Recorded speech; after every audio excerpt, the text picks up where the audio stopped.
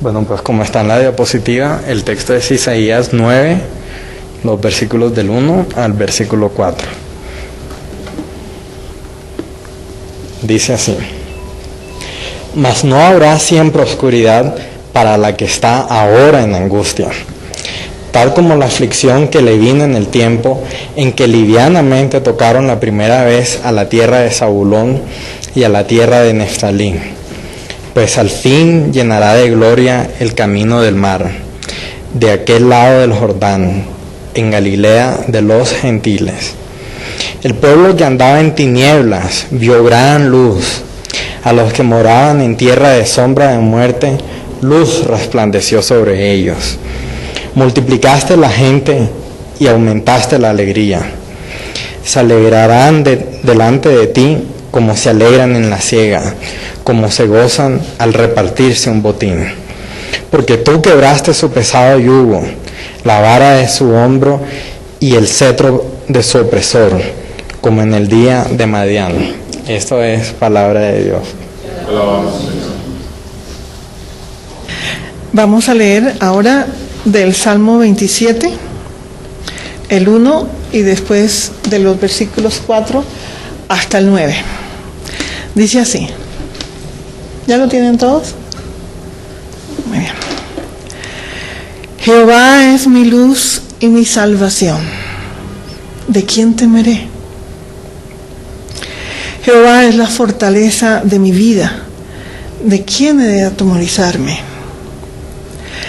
Una cosa he demandado a Jehová, esta buscaré, que esté yo en la casa de Jehová todos los días de mi vida, para contemplar la hermosura de Jehová y para inquirir en su templo.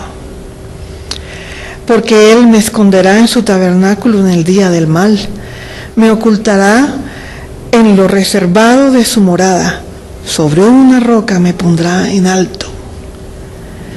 Luego levantará mi cabeza sobre mis enemigos que me rodean, y yo sacrificaré en su tabernáculo sacrificios de júbilo. Cantaré y entonaré alabanzas a Jehová. Oye, oh Jehová, mi voz con que a ti clamo. Ten misericordia de mí y respóndeme. Mi corazón ha dicho de ti, buscad mi rostro. Tu rostro buscaré, oh Jehová, no escondas tu rostro de mí. Esto es palabra del Señor. Vamos al Evangelio del día de hoy, que es Mateo capítulo 4, los versículos del 12 al 23. Y dice así: Cuando Jesús oyó que Juan había sido encarcelado, regresó a Galilea. Saliendo de Nazaret, fue a vivir en Capernaum, que está junto al mar, en la región de Zabulón y de Neftalí, para que se cumpliera lo que fue dicho por medio del profeta Isaías cuando dijo: Tierra de Zabulón y tierra de Neftalí, camino del mar, al otro lado del Jordán, Galilea de los gentiles. El pueblo asentado en tinieblas vio una gran luz, y a los que vivían en región y sombra de muerte, una luz les resplandeció. Desde entonces comenzó a predicar: arrepiéntanse, porque el reino de los cielos se ha acercado. Andando Jesús junto al mar de Galilea, vio a dos hermanos, Simón, llamado Pedro, y Andrés su hermano, echando una red al mar porque eran pescadores, y les dijo: vengan en pos de mí, y yo los haré pescadores de hombres. Entonces ellos, dejando al instante las redes, lo siguieron. Y pasando de allí, Jesús vio a otros dos hermanos, Jacobo, que es Santiago, hijo de Zebedeo, y Juan su hermano, en la barca con su padre Zebedeo, remendando las redes, y los llamó. Y ellos, dejando al instante la barca de su padre, lo siguieron. Esta es palabra de Dios. Capítulo 1 de la primera carta a los Corintios, de los versos 10 al 18.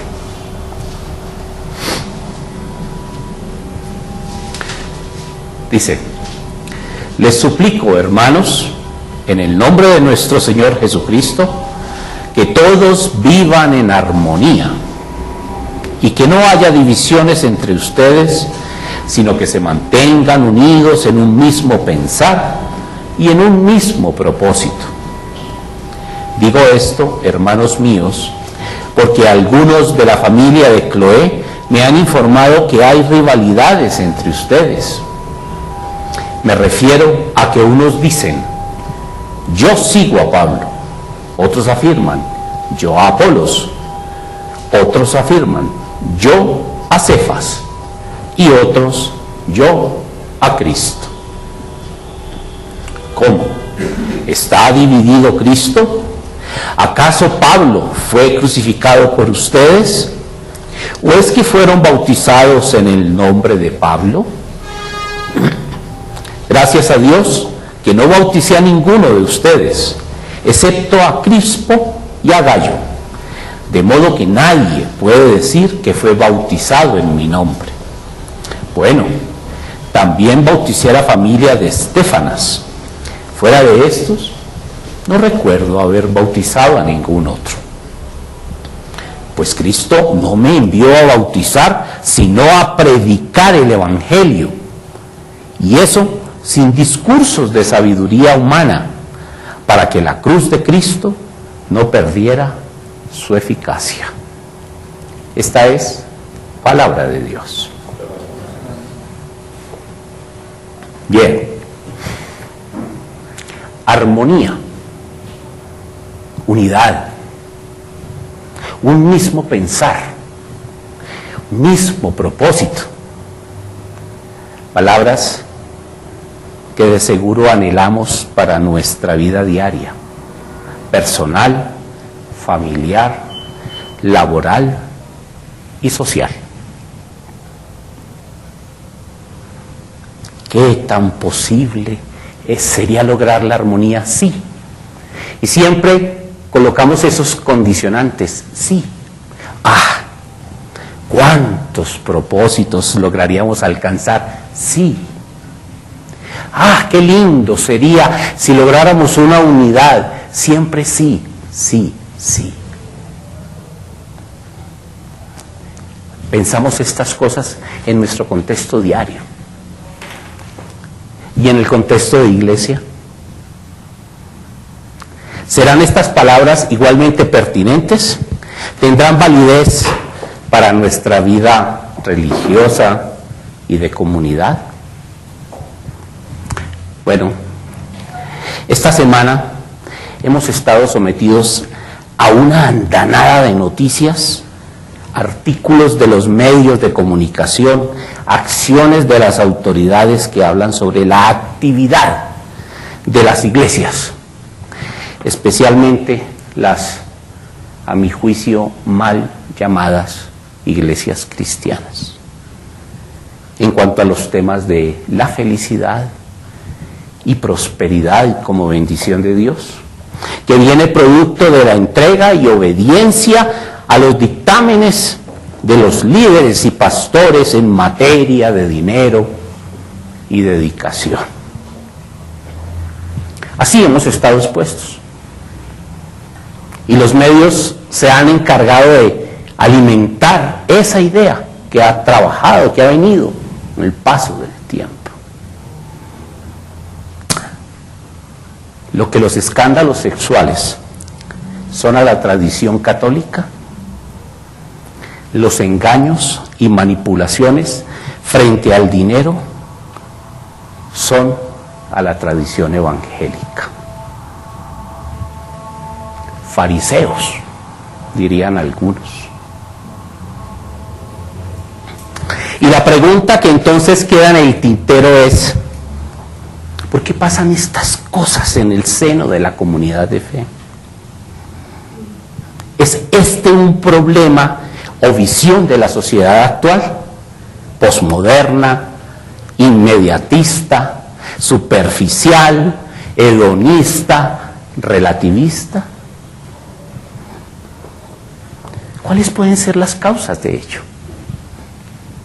¿Existe alguna fórmula o solución a esta situación que a todas luces parece un producto más de la condición humana? ¿Es la palabra de Dios incapaz de generar opciones viables? ¿Resulta el Evangelio insuficiente e ineficaz para la sociedad de hoy? Creo que todas estas preguntas son relevantes y surgen de toda esta temática a la que hemos estado expuestos. Las lecturas de hoy se encuentran orientadas a evidenciar diferentes maneras de reconocer la manifestación de Cristo Jesús. Lo hemos escuchado. Sin embargo, también nos llama la atención que dentro de las lecturas también hay alguna que nos plantea sobre las posibles limitaciones que dicha manifestación puede tener. Tratemos de explorar entonces, a ver si este fragmento que leímos de la primera carta de Pablo a los Corintios nos ayuda a ilustrar y dilucidar sobre estos interrogantes que nos hemos planteado. Si logramos alguna respuesta a ellos. Miremos un poco los antecedentes. Pablo se encuentra preocupado sobre un problema que le han comentado se venía presentando en la iglesia de Corinto y que está afectando la armonía y la unidad entre ellos. ¿Cuáles pueden ser las causas de ello? Miremos un poco el contexto de Corinto.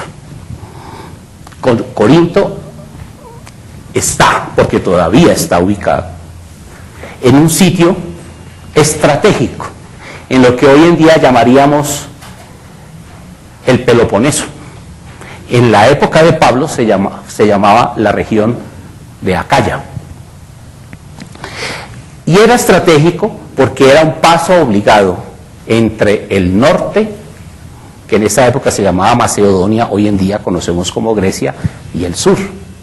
Pero también era un paso obligado en el comercio que pasaba de Roma hacia el oriente y del oriente hacia Roma. Como quien dice, era un punto de convergencia crucial en el comercio de la época. Todo pasaba por ahí. Por allá en el año 146 a.C., cuando Roma empezó su campaña de conquista, Corinto fue completamente destruida, arrasada. Pero exactamente 100 años después, en el año 46 a.C., Julio César, consciente de la ubicación estratégica de Corinto, la vuelve a edificar. Pero lo que hace interesante esta nueva edificación, esta nueva construcción de Corinto, es que en ella, por su ubicación, llegan a converger personas de las siguientes características. La primera, es el sitio donde los militares romanos que han terminado su tiempo, su jubilación, han pasado su jubilación, Roma les da allá en Corinto tierras para que vayan a vivir de su jubilación. Pero también, al ser un sitio de comercio, por supuesto que por allí, cuando se habla de comercio, hay dos tipos de etnias que llegan inmediatamente: los judíos y los fenicios. Y por supuesto que al estar ubicada en donde está ubicada, en Grecia, pues también se alimenta de gente de Grecia. Quiere ello decir que tenemos allí una mezcla étnica muy interesante, que está sometida al mundo del comercio. Ya podemos imaginar lo que eso significa en la vida diaria, en el bullicio cotidiano barcos que entran, que salen, marineros que llegan, que salen, comercio, quién da más, quién da menos, por qué tan caro. Esa era la Corinto de esa época, los corintios de esa época. ¿Y cómo era la vida religiosa de ellos? Era muy interesante, porque Corinto era el centro de adoración de la diosa Afrodita,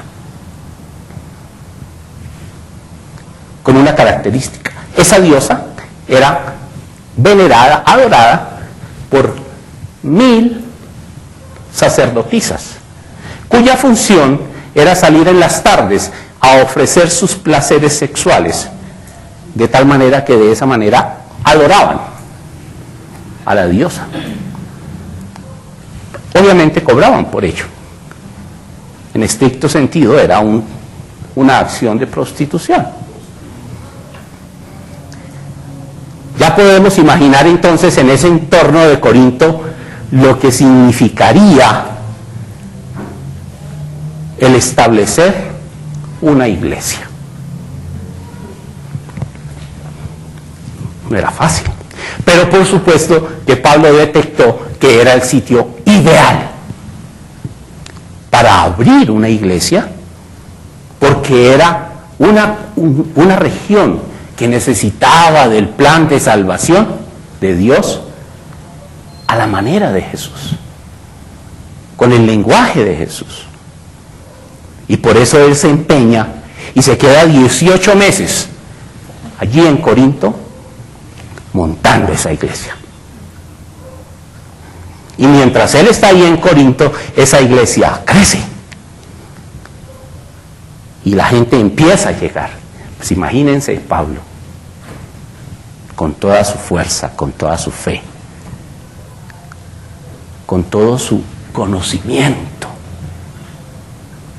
de Dios y del Evangelio. Claro, era una fuerza que atraía, y la iglesia crece. Él está 18 meses y a los 18 meses sale a seguir su tarea misionera. Eso fue en el año 52, después del Cristo de nuestra era. En el año 55, 3 años después, recibe la visita de los esclavos de una señora llamada Cloé. Él está en Éfeso. Y estando allá en Éfeso llegan estos esclavos y lógicamente le comentan cómo está la iglesia de Corinto. Y le dicen, oiga, ¿cómo le parece que eso está allá? Eso. Hay un problema muy serio. Se están generando unas divisiones que son producto como de unos grupos que se están armando, y eso lógicamente ha generado unos problemas de armonía en la comunidad muy grandes. Pablo se preocupa. Esa es la preocupación que él tiene. Y dice Pablo, cuando se sienta a escribir la carta, que se han conformado aparentemente 4 grupos. Unos seguidores de Pablo, otros seguidores de Apolos, otros seguidores de Cefas y otros seguidores de Cristo. Uno, mirando con detalle, trata de ver qué es lo que hace, por qué razón aparecen esas personas diciendo yo soy de Pablo, yo soy de Apolos. ¿Qué es lo que los hace alinearse con cada uno de esos nombres? Bueno, parece ser que había personas que estuvieron muy orientadas hacia aquella idea de la libertad que daba el Evangelio y el fin de la ley. Entonces esa idea los había cautivado, y esa era una idea que era muy frecuentemente promovida por Pablo. Entonces ellos, los que estaban muy de acuerdo con esa idea, era muy normal que dijeran, no, es que yo sigo a Pablo. Había otros que lo que más les llamaba la atención eran ciertas interpretaciones conocidas como alegorías de las Escrituras. ¿Cómo les parece? Que buscaban hallar mensajes ocultos o recónditos en la Escritura.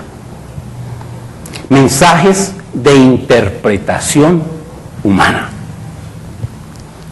Esto, que era una acción muy propia del intelecto, porque empezaban a jugar con las palabras y sacaban una cantidad de ideas, quizá podía ser una línea que seguían aquellos que se sentían más cercanos a Apolo, porque resulta que él era de Alejandría, y Alejandría, sabemos todos, era un centro intelectual muy grande. Entonces quizá era gente que venía de allá, que tenía mucha relación y que toda esta temática les llamaba la atención. Por eso querían o se reconocían como seguidores de Apolo. Habían aquellos que quizás se sentían más partidarios de conservar la ley judía tradicional. Tema que probablemente, y lo sabemos, fue en algún momento sostenido por Pedro, que realmente se llamaba Cefas, o le decían Cefas. Esos son los que siguen a Pablo, los que siguen a Apolos, los que siguen a Cefas. Y finalmente, aquella afirmación que aparece como yo soy de Cristo,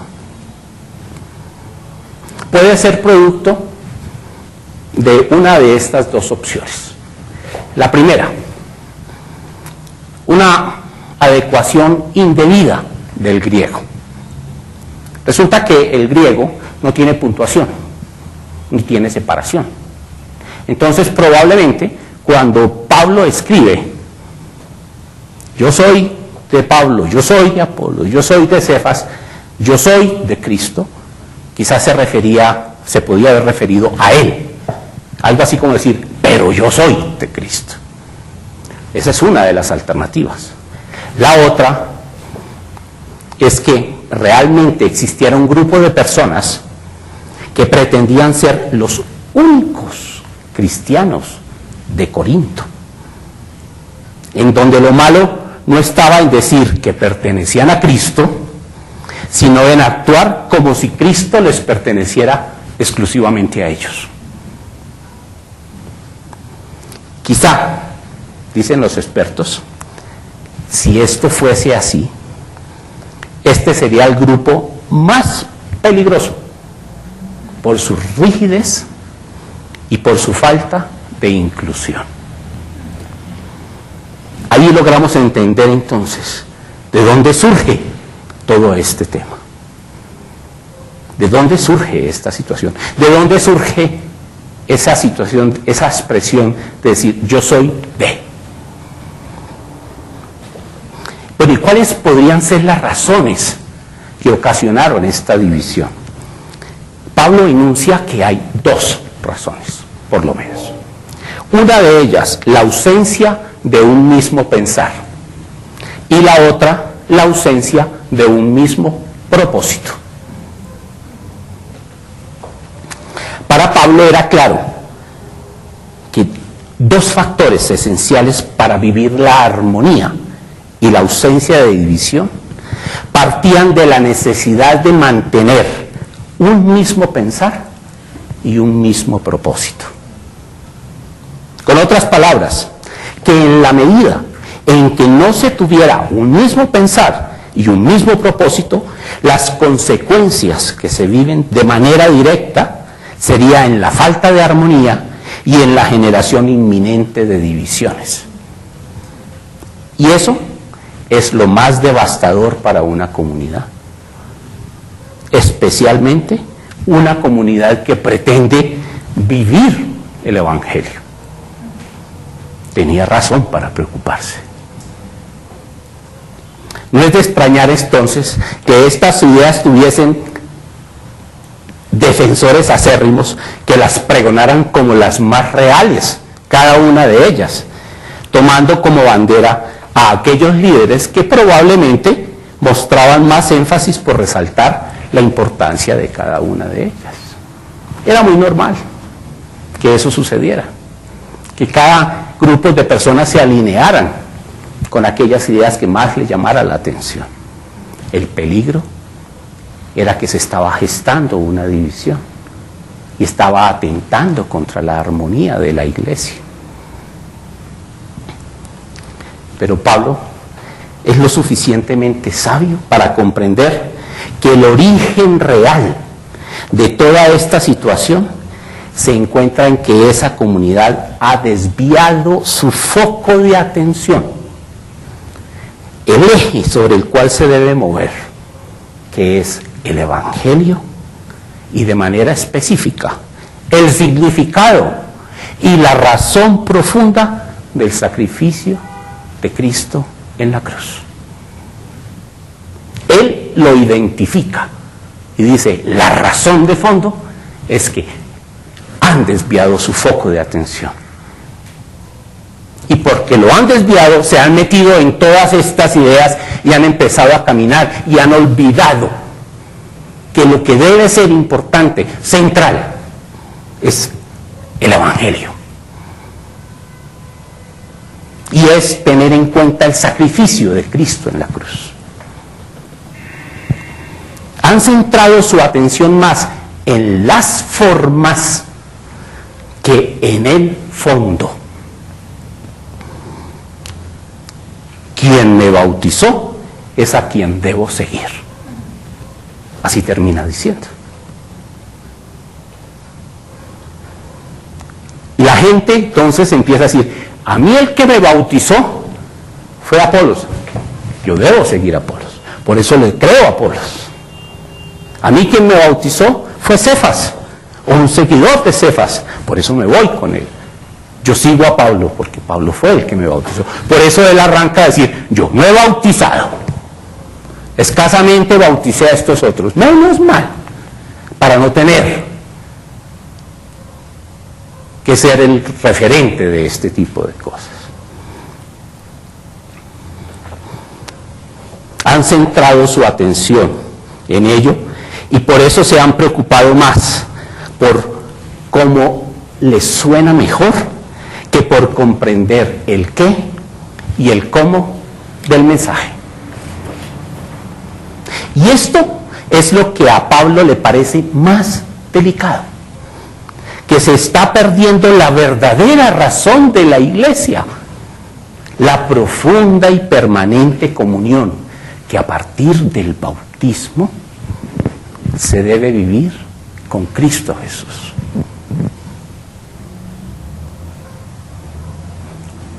Tremendamente lógico, ¿cierto? Si esto que él acaba de decir lo pusiésemos en una figura matemática, casi que podríamos decir que armonía más unidad debe ser igual a mismo pensar y mismo propósito.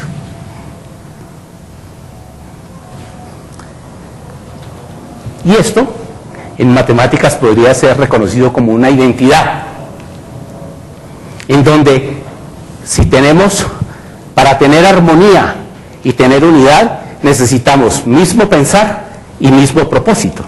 Que en la medida en que no tenemos un mismo pensar o un mismo propósito, vamos a tener menos armonía y más división. O menos unidad, perdón. Eso es una identidad matemática. Y él la logra retratar de esa manera. Lo interesante es que a renglón seguido plantea cuál es la solución de este tremendo problema. Lo fascinante de Pablo. Él dice que la solución a este problema se logra predicando el Evangelio sin discursos de sabiduría humana, sin interpretaciones intelectuales, sin retórica o dialéctica, para que el sacrificio de la cruz logre su máximo resultado, la máxima expresión de su razón de ser, el cumplimiento del plan de salvación de Dios. Lo identifica y lo pone. Esta es la solución. Déjense de bobadas. Déjense de estar hablando de todo ese tipo de cosas, que la interpretación, es que imagínense que por ejemplo la gente que se decía seguir de Apolos había hallado a través de los números una relación entre Abraham y Jesucristo. Y hacían toda una interpretación intelectual, razonamientos humanos, que para hacer eso, Pablo dice, déjense de tantas bobadas de esa y céntrense en el Evangelio. Es el Evangelio lo que permite que la cruz de Cristo tenga su máxima expresión, y allí entonces se puede dar el plan de salvación de Dios. Es una maravilla. Es espectacular eso. Lo importante para Pablo es lograr la eficacia de la cruz de Cristo. Lo dice al final. Ahí lo decía en la primera diapositiva, ¿no? La eficacia de la cruz de Cristo. Ese es el propósito que debe buscar la comunidad de Corinto. Cuando la comunidad gire alrededor de vivir ese sacrificio, que solo es posible por medio de un mismo pensar y un mismo propósito, se producirá la unidad que hará posible una mayor armonía. Lo importante es centrarse en el mensaje, hacerlo vida personal y comunitaria, y no concentrarse en quién lo dijo y de qué manera lo dijo. Y el centro del mensaje se logra mediante la predicación. En el Evangelio de hoy, en el que leímos ahora, se nos dice que Jesús empezó a predicar en Galilea. Empieza en Galilea a predicar, ahí arranca su ejercicio de la predicación. Y que lo primero que hace es invitar a seguirlo para luego ser pescadores de hombres. La palabra predicar en griego es la que usan ahí, es kerisein, que es la palabra que se usa para la proclamación de un heraldo, para la proclamación de un heraldo del rey. Es decir, cuando había un heraldo del rey que venía a hacer una proclamación, a él en griego se le llamaba kerisein. Y esa es la palabra que usa el Evangelio de Mateo para hablar cuando Cristo empezó a predicar. Keris es la palabra griega para determinar heraldo, el heraldo del rey. Y el heraldo era quien traía un mensaje directamente del rey. Entonces, si el Evangelio de Mateo dice que Jesús empezó a predicar, entonces Jesús era el keris y estaba haciendo kerisein, es decir, se estaba comportando como el heraldo del rey y estaba trayendo un mensaje del rey. Esa palabra nos comunica al menos 3 características de la predicación que tenía Jesús, pero también 3 características que debemos tener en cuenta para la predicación de hoy. Aún hoy en día deben ser tenidas en cuenta. La primera, el heraldo tenía en su voz una nota de seguridad. No había la menor duda acerca de su mensaje. No venía diciendo tal vez, o puede que, o probablemente. Él venía con un mensaje claro y definitivo. Así hablaba un heraldo del rey. El heraldo del rey era preciso. En nombre del rey, tal cosa. Así predicaba Jesús. La predicación es la proclamación de certezas. Y nadie puede hacer que otros acepten como seguro lo que para él está en duda. Imagínense No se puede predicar aquello de lo cual tengamos dudas. La segunda característica de la predicación de ese querís es que el heraldo tenía en su voz una nota de autoridad. Hablaba en nombre del rey.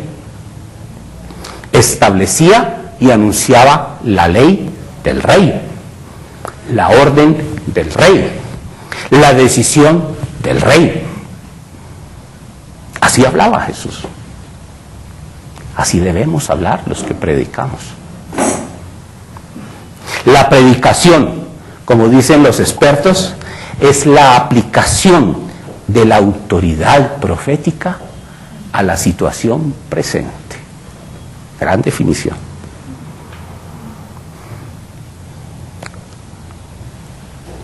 El tercer elemento, la tercera característica, era que el mensaje del heraldo procedía de una fuente más allá de sí mismo.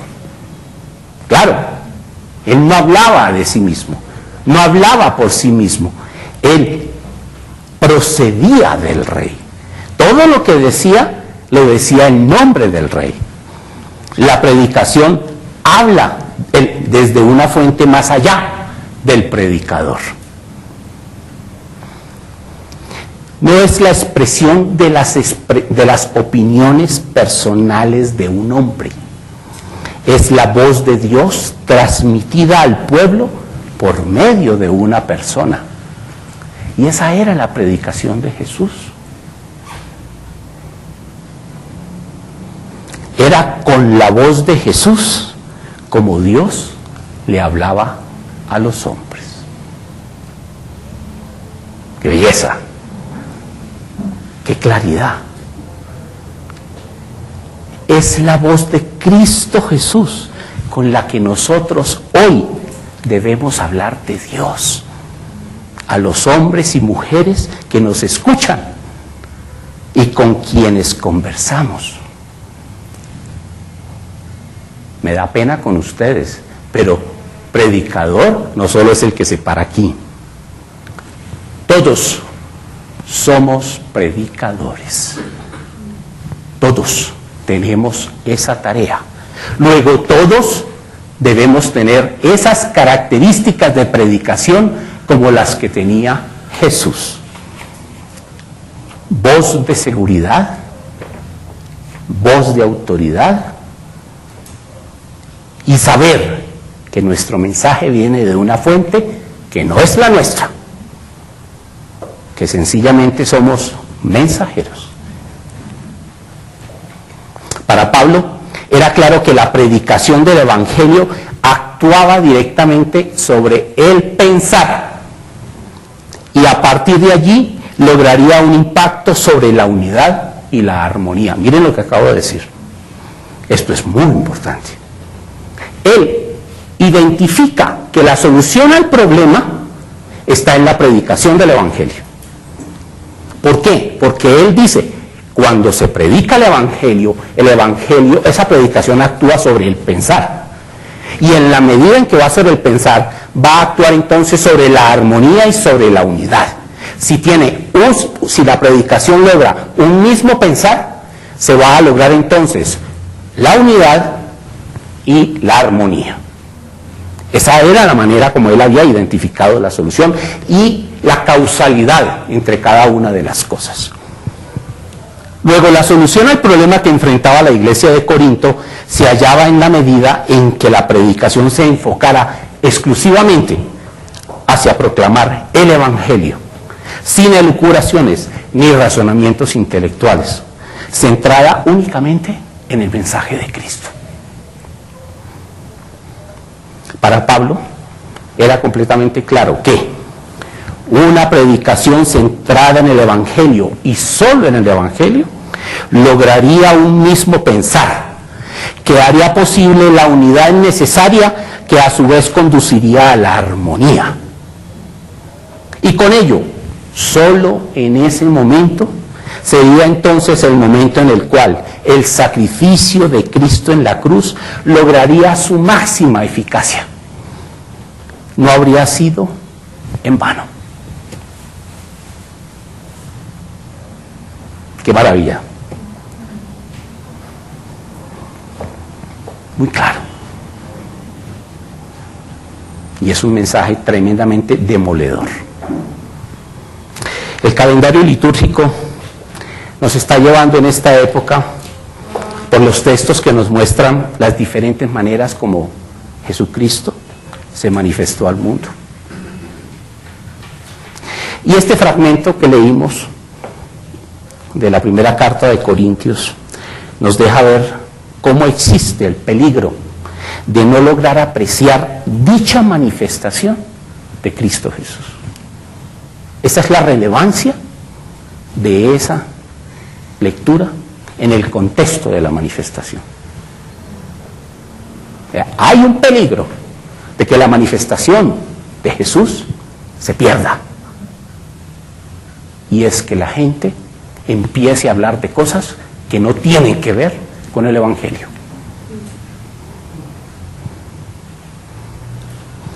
Pregunto, ¿existen aún hoy en día situaciones como las que vivieron los miembros de la comunidad de Corinto?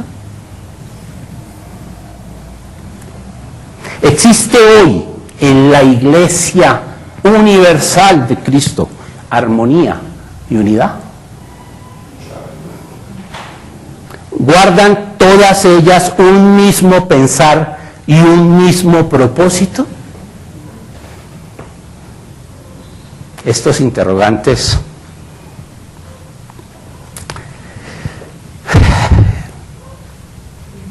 podemos quizá resolverlos si miramos un poquito más concretamente la famosa identidad matemática que acabamos de mirar. Armonía más unidad igual o genera o es generada por mismo pensar y mismo propósito. En matemáticas, la situación que estamos viviendo nos plantea a todos como variables, como no sabemos cuál es. Entonces ya no será una identidad, sino que será una ecuación. Nos lleva a producir una ecuación en donde vamos a tener una variable que nos está mostrando cuál es la respuesta y cómo esa respuesta depende del comportamiento de las otras variables. Bueno, planteemos la ecuación. ¿Qué sería lo más importante según el texto de Pablo? Ubicar un mismo propósito. Porque cuando tenemos un mismo propósito logramos maximizar la eficacia del mensaje. Y ese mismo propósito va a depender del nivel de armonía, del nivel de unidad y del pensar. Que tanto haya un mismo pensar. Pero a su vez, ya supimos a través del análisis de la lectura de Pablo, que el mismo pensar, que la unidad en el pensar depende, es una función de la predicación. Y a su vez, que la predicación es una función de las características del predicador, del queris, del heraldo. Entonces mire cómo armamos a través de esas funciones matemáticas toda la modelación de lo que Pablo nos dijo. Y vamos entonces a poder identificar hasta qué punto nuestra situación se da o no se da, por qué sí, por qué no. Primero entonces, vamos a ver cuáles serían entonces las características del predicador. Repasémoslas. La nota de seguridad, es decir, de la persona que conoce de lo que está predicando. La nota de autoridad, de la persona que habla solo de la Sagrada Escritura. Y el mensaje que predica solo tiene como fuente la voz de Dios, no sus propias opiniones. Aquí se puede apreciar cómo toda la predicación gira en torno a que el predicador realmente conozca la palabra de Dios. Esa predicación no puede ser producto de lo que el Señor me habló. Me da pena.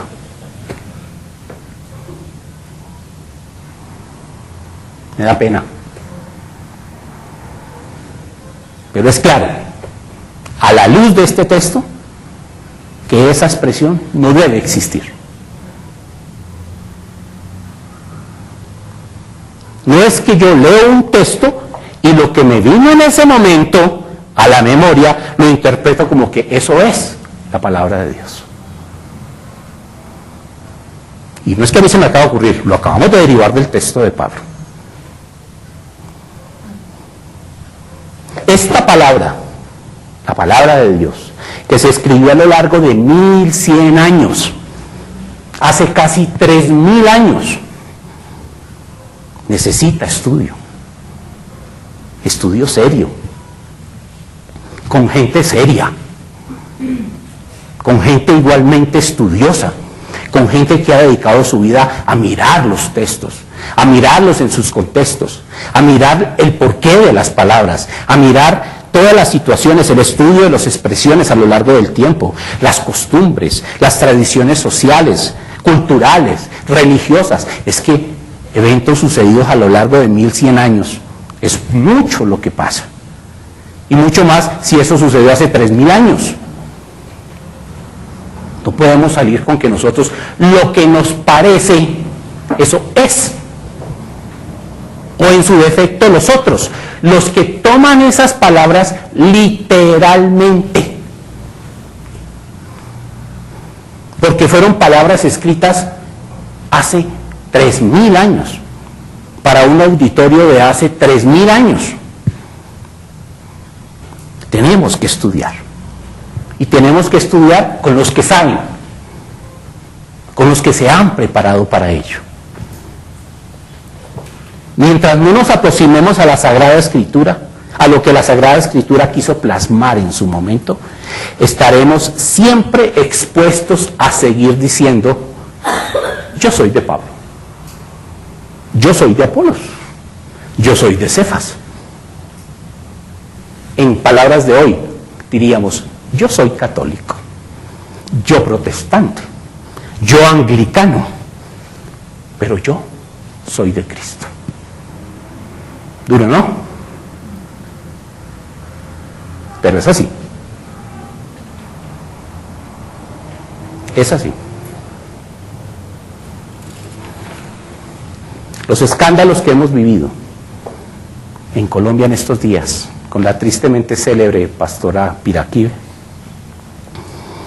más todos aquellos atribuidos a los sacerdotes, pastores, líderes de todas las comunidades y denominaciones y tradiciones, como que nos deja concluir que la situación se sigue presentando de igual manera como en la iglesia primitiva, como en el siglo I, como hace 2000 años. ¿Y esto por qué se produce? ¿Cómo así? ¿Qué ha pasado? Pobre Pablo, pobre Jesús, pobre su sacrificio en la cruz.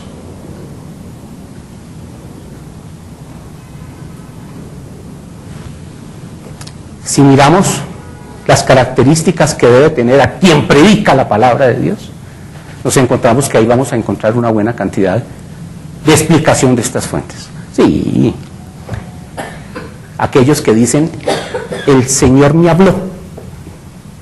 Aquellos que no estudian con seriedad realmente no conocen la palabra, no la conocen. Aquellos que no solo hablan de la Sagrada Escritura, sino que hablan de otras cosas, no tienen autoridad. Aquellos que hablan según su propia opinión no son verdaderos heraldos de la Escritura. Y allí es donde encontramos el por qué hoy en día no tenemos un mismo pensar. Por lo tanto, tenemos muchas divisiones y obviamente tenemos poca armonía.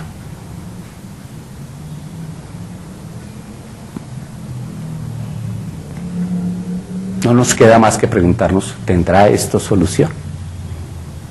Según Pablo, sí. Prediquemos el Evangelio. La pregunta es, ¿cuál evangelio?